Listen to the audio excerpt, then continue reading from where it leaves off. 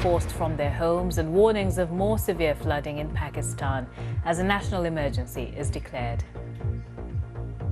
It's been more than 10 days of heavy rains, and yet the streets of Sakar are still flooded. This is one of the main roads linking this community to the outside world. The court document used to justify a search of Donald Trump's Florida home is released by the U.S. Justice Department, but it's heavily redacted. Energy bills for households in Britain are expected to soar by 80% in October, driven by a leap in the price of wholesale gas.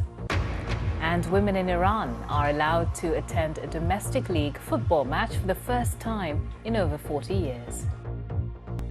A second man has been arrested on suspicion of murdering Olivia Pratt-Corbell. The 9-year-old was shot and killed inside her family home in Liverpool on Monday evening. Another man was arrested in the city on Thursday.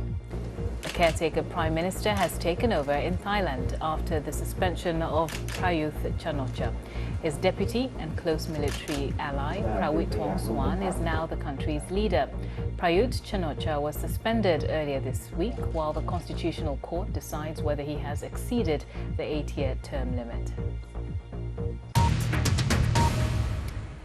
Tigrayan rebels in northern Ethiopia say government forces have conducted airstrikes on the region's capital, Mekelle. According to a local hospital official there, at least 4 people, including 2 children, have been killed, though that has yet to be confirmed. This latest incident marks the 3rd consecutive day of fighting in the region, bringing to an end a 5-month ceasefire. Combating the fastest rise in prices in nearly 4 decades, the US central bank promises to fight inflation but warns it will be painful.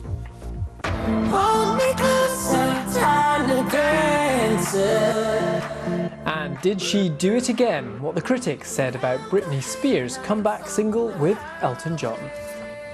Britney Spears has released her first single since being freed from her conservatorship, the legal arrangement which controlled her life for more than a decade. And the song is a duet with Elton John, based in part on his 1972 hit Tiny Dancer.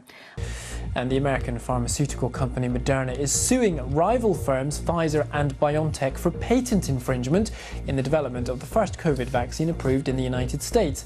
The company says Pfizer copied mRNA technology developed by Moderna years before the pandemic.